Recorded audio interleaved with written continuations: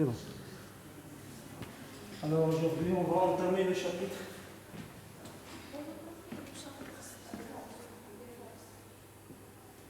Le chapitre 4 des forces magnétiques, il est sur YouTube. Il est déjà sur YouTube. Je l'ai enregistré le samedi dernier. Et je vous ai dit qu'à partir de cette semaine, il vaut mieux vous réunir les deux sections. Regardez. Il y a à peine une vingtaine d'étudiants. Donc si je réunis cette section avec la deuxième section, je vais avoir à peine 40 ou 50 étudiants dans un amphi qui est capable de contenir 400 étudiants. C'est ridicule. C'est ridicule de refaire le cours deux fois devant une assemblée d'étudiants qui ne dépasse pas 20 éléments. Ok? Donc je vais continuer le chapitre. Donc comme je vous ai dit,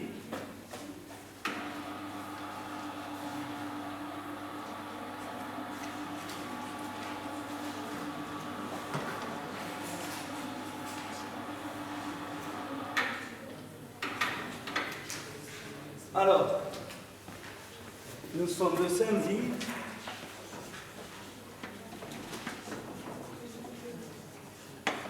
Le samedi 26 12 2020. Alors, nous allons faire le chapitre 5 et je vous dis que le chapitre 4, il faut regarder la chaîne YouTube. Alors, le chapitre 5.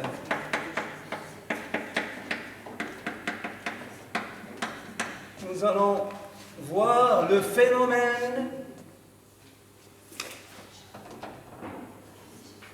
d'induction magnétique.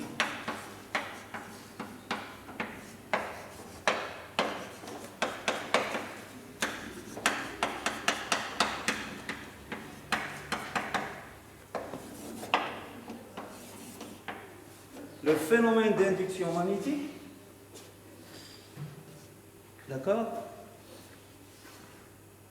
Je le distingue du champ induction magnétique B.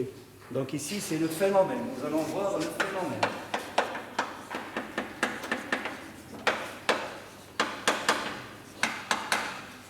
Bien. Alors, je vous renvoie à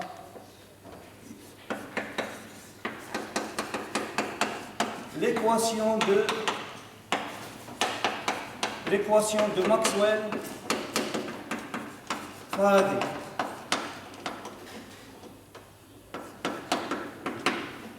Alors, qu'est-ce qu'elle dit, l'équation de Maxwell-Faraday? Elle dit que le rotationnel du champ électrique E en un point M, il est égal à moins d de B en M sur dt.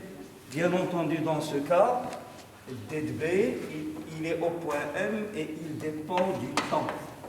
Il dépend du temps pour pouvoir le dériver par rapport au temps. Dans le cas général.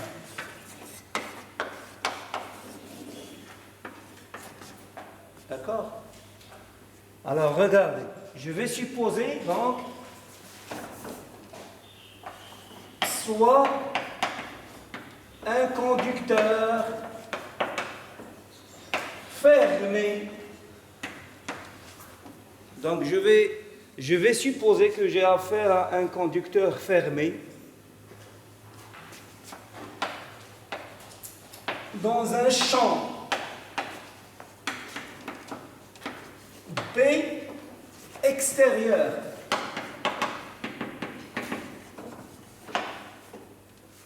D'accord? Par exemple, je vais soit cette spire. Donc je vais réaliser une boucle fermée, ok, qui n'est pas traversée par un courant.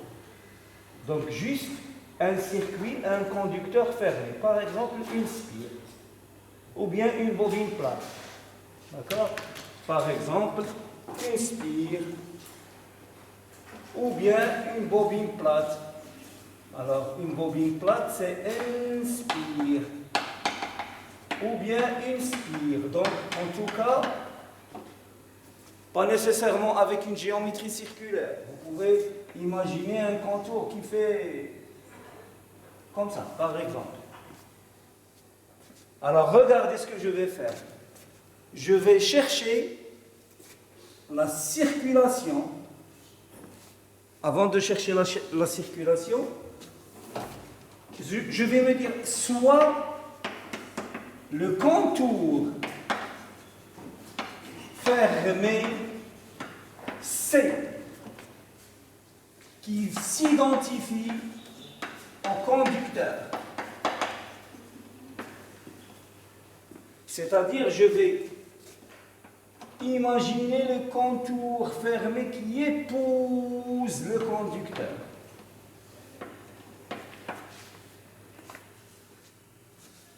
D'accord? Alors, soit le contour fermé C qui épouse le conducteur.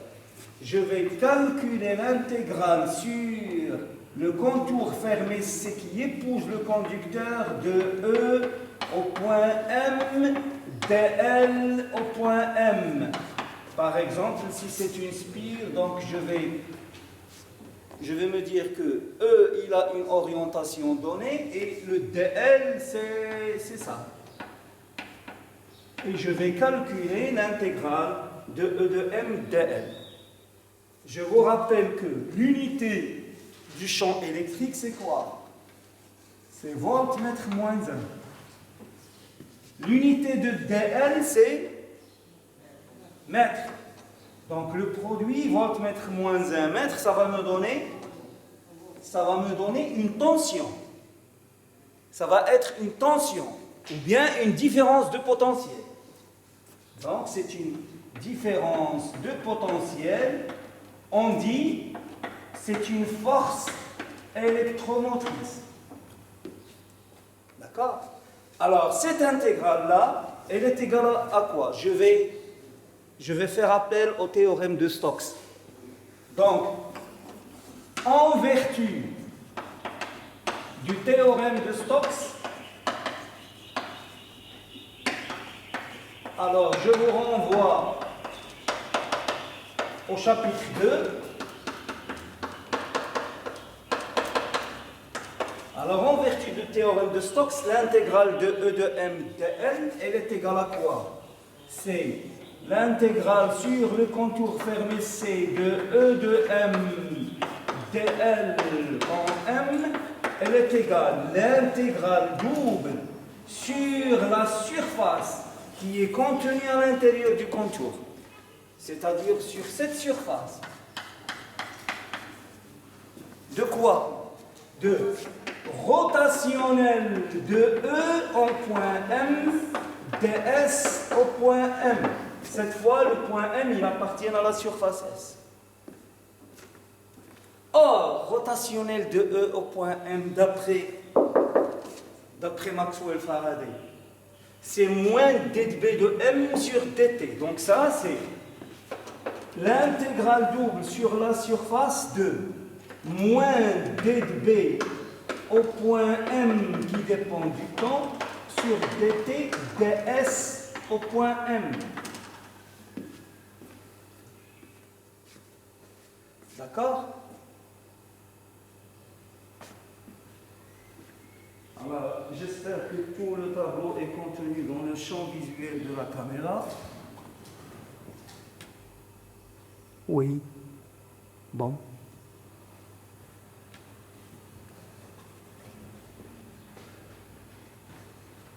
Bien. Alors, regardez.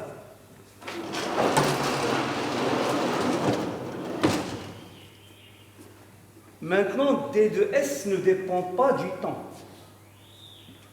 Le ds ne dépend pas du temps. Il n'y a pas de raison que ds dépende du temps. Donc, ça me donne quoi? Alors, regardez.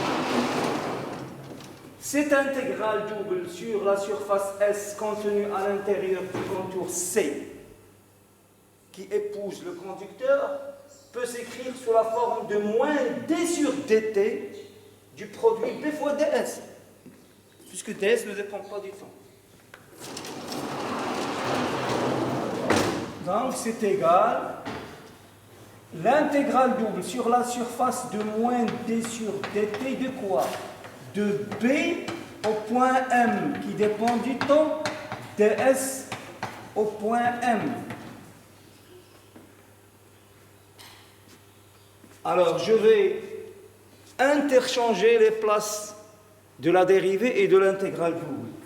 Regardez, donc je sors cette dérivée puisqu'elle ne dépend pas de ds. Donc ça va me donner c'est moins d sur dt de l'intégrale double sur la surface S de quoi? De b en m qui dépend du temps ds en m. Et ça c'est quoi? C'est le flux de B à travers S. Ça veut dire que la force électromotrice E qui est égale à l'intégrale sur le contour fermé C de E de M dl en M n'est autre que moins d sur dt du flux de B à travers S qui est contenu à l'intérieur du contour.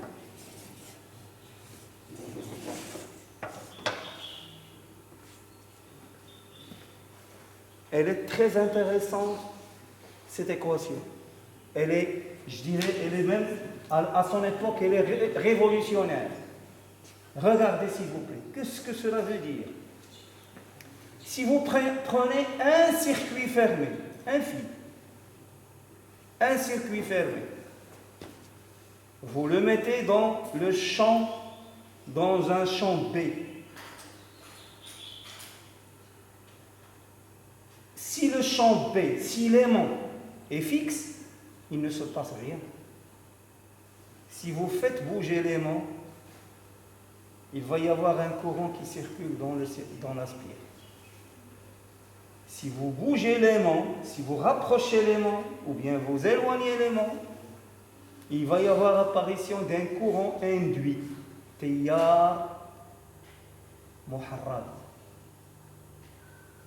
Si vous gardez l'aimant fixe, mais vous déplacez la spire, vous la tournez, il va y avoir apparition d'un courant dans la spire. C'est ce qu'on appelle l'induction magnétique. Ça veut dire que les électrons qui sont contenus dans le conducteur, ils vont être excités, déplacés, drainés par le champ magnétique. Et cette petite équation, elle est à la base de tous les appareils que vous connaissez dans la vie courante et qui travaillent avec un courant électrique. Donc avec un aimant et un conducteur, vous allez avoir un courant électrique. D'accord? Avec un aimant et un courant électrique dans un conducteur, vous pouvez avoir un déplacement. C'est à la base de toutes les génératrices, par exemple, génératrices du train, etc., etc. D'accord? Donc c'est ce qui est expliqué dans cette petite expérience qu'on appelle la loi de Faraday. Regardez, la loi de Faraday. Donc ça, c'est un phénomène qui a été découvert par Mikhail Faraday. Alors regardez, j'ai une spire qui est liée à un galvanomètre. Donc j'ai la spire liée à un galvanomètre avec un aimant, le nord et le sud. Regardez. Lorsque je vais rapprocher le nord de la spire, qu'est-ce qui va se produire?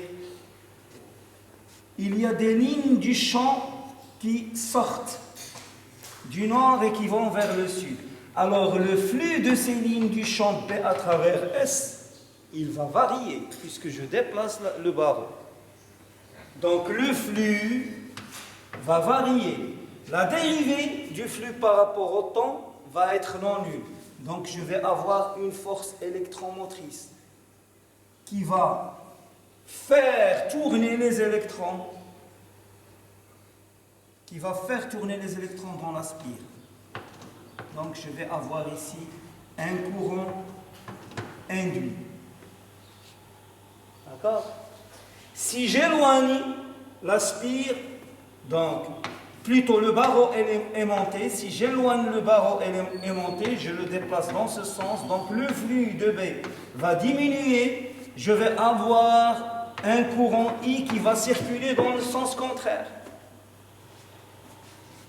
Si je ne fais rien, comme le montre cette figure, il n'y aura pas de courant. C'est-à-dire si je ne déplace ni le barreau aimanté, ni la spire, c'est-à-dire il n'y a pas de variation de B.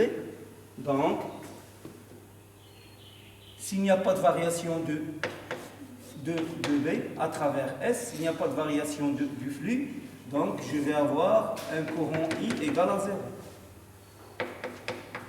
Ça, c'est la loi de Faraday. Alors, soit un circuit filiforme, donc placé dans un champ variable B, qui dépend du temps, il apparaît alors à chaque instant dans ce circuit une force électromotrice d'induction. E qui est égale à moins d de phi sur dt. D'accord? Bien. Phi, c'est l'intégrale de B ds. Alors, la loi de Lenz. La loi de Lenz,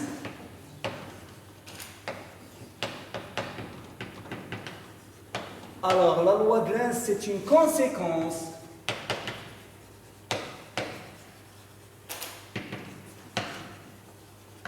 d'une loi universelle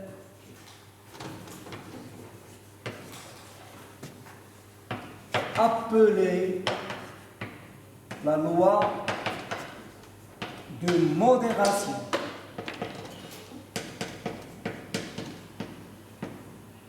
Qu'est-ce que ça veut dire la loi de modération? Si je traduis littéralement en arabe, qanoun ta'dil. Qu'est-ce que cela veut dire? Regardez. La loi de modération, vous la connaissez déjà. Et vous l'avez vue plusieurs fois. Dans le secondaire, vous avez vu ses conséquences. Dans le secondaire, ou bien même à l'université en première année. La loi de Lenz, vous l'utilisez en chimie. Regardez.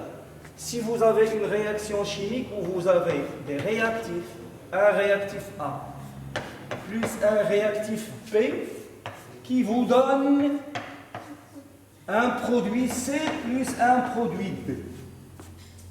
Donc, et vous avez une concentration de A, une concentration de B, une concentration de C et une concentration de D.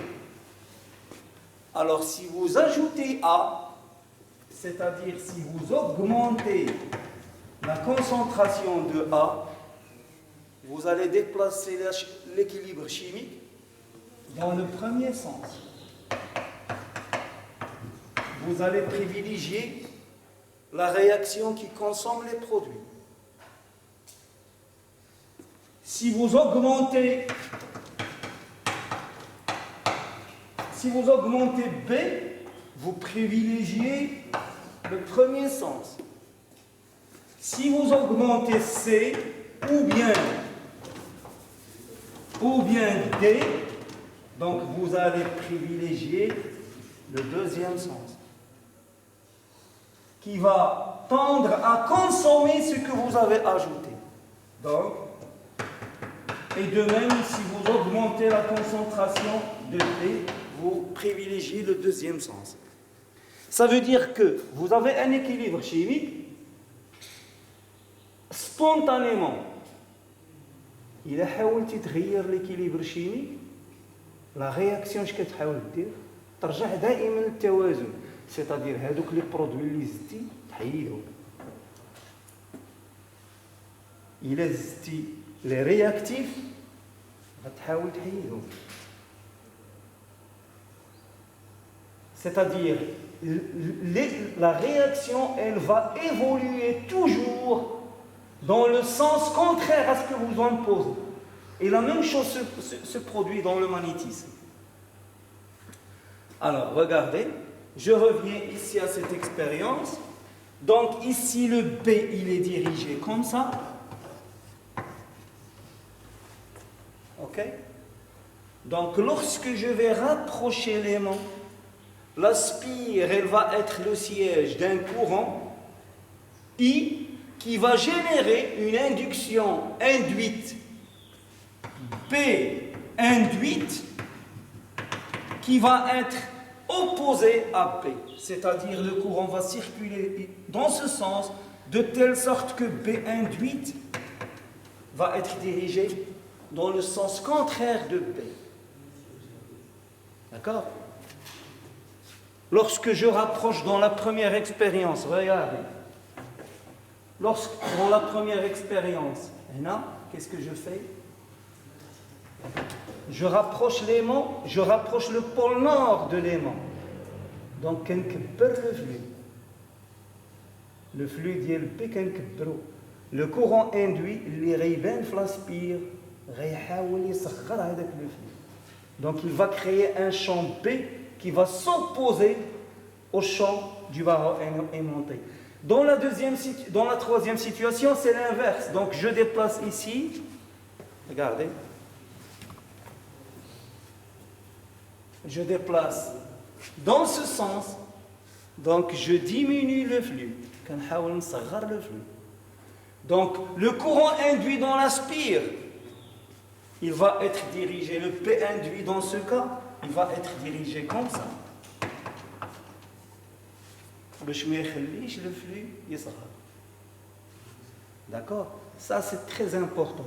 C'est ce qu'on appelle la loi de Lenz. La loi de Lenz, je vous donne son énoncé, je vous donne l'énoncé de la loi de modération.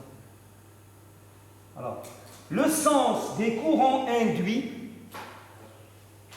التيارات الناتجة عن التحريض أو التيارات المحرضة dans le circuit est tel que par leurs effets, ils tendent à s'opposer aux causes qui leur ont donné naissance. Donc, le courant, lorsqu'il va apparaître dans le circuit, il va s'opposer à la cause qui lui a donné naissance.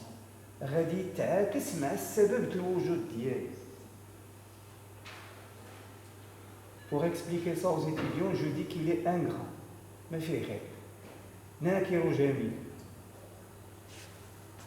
ça veut dire, si la cause de son existence c'est une augmentation du flux, lui, il va essayer de diminuer le flux. Si la cause de son existence c'est une diminution du flux, lui, il va essayer d'augmenter le flux. Donc, كيحاول يتصرف دائما بطريقه معاكسه على السبب ديال الوجود ديالو. اوكي bien. Alors, donc la loi de Lenz c'est un cas particulier d'une loi universelle appelée la loi de modération. Pour illustrer comment la loi de Lenz fonctionne, nous considérons une spire parcourue par un courant I placé dans un champ magnétique. Nous procédons de la manière suivante. Nous définissons le vecteur normal à la surface N.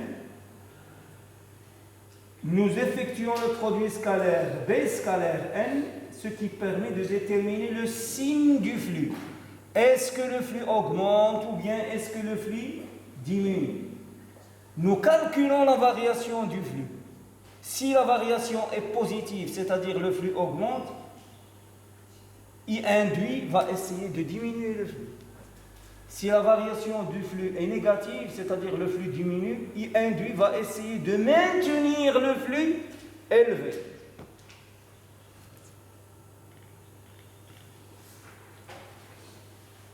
Alors, le point essentiel ici, regardez, jusqu'ici, dans l'expérience de Faraday, le conducteur, la spire, il est fixe, immobile, il ne bouge pas. Il n'est pas traversé par un courant. Alors lorsque je vais faire varier le flux de B devant le conducteur, il va y avoir un courant qui circule à l'intérieur du conducteur. Donc, le courant induit, je l'ai obtenu comment? En déplaçant l'aimant. En faisant varier le flux, en déplaçant l'aimant. Je peux obtenir la même chose en maintenant l'aimant constant, mais en déplaçant le conducteur. D'accord? C'est ça la généralisation. Alors la loi de Faraday est générale. Elle est applicable, quelle que soit la cause ayant occasionné la variation du flux. Le flux varie. Que ce soit avec un déplacement de l'aimant, ou bien en maintenant l'aimant fixe et en déplaçant le conducteur. Ainsi, nous pouvons l'appliquer lorsque le circuit C est fixé et placé dans un champ magnétique variable, comme lorsque le circuit C est en mouvement, placé dans un champ magnétique B constant. C'est ça l'intérêt de cette loi de Lenz. Alors, circuit fixe dans un champ magnétique variable dans le temps. Bien.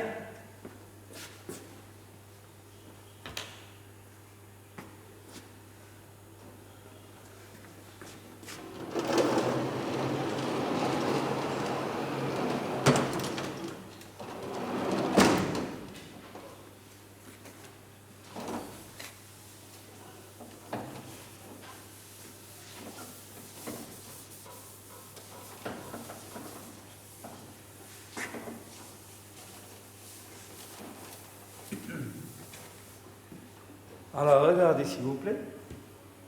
Alors ici, dans cette expérience, je vais vous aider à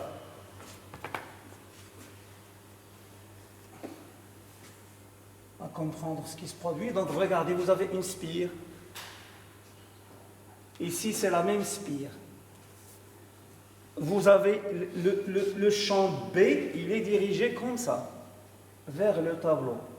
Donc, puisque vous voyez des croix mais pas des points, donc il est dirigé vers le tableau. Et chaque croix correspond à une ligne du champ B. Chaque croix correspond à une ligne du champ B. Et entre une croix et une croix voisine, delta B est constant. Donc, delta B, ici, il est égal à delta P ici, il est égal à delta P ici, etc. Donc ici, vous avez delta X est petit, donc delta B sur delta X est très grand. Le champ B va varier, regardez, donc delta X il augmente. Donc ici, la variation B il va diminuer. B diminue. Pourquoi? Parce que delta X a augmenté, donc delta B. Non pas le B qui diminue. Oui, le flux de B aussi diminue. Donc regardez, delta X diminue. Donc delta B' ici, il est inférieur à B ici. Puisque ça c'est une ligne du champ et ça c'est une ligne de champ. Donc la variation entre cette situation et cette situation va induire un courant dans la spire qui va circuler dans un sens qui va s'opposer à la diminution de B. C'est-à-dire il va circuler dans ce sens de telle sorte que si j'applique la règle du tire-bouchon, je vais avoir un B induit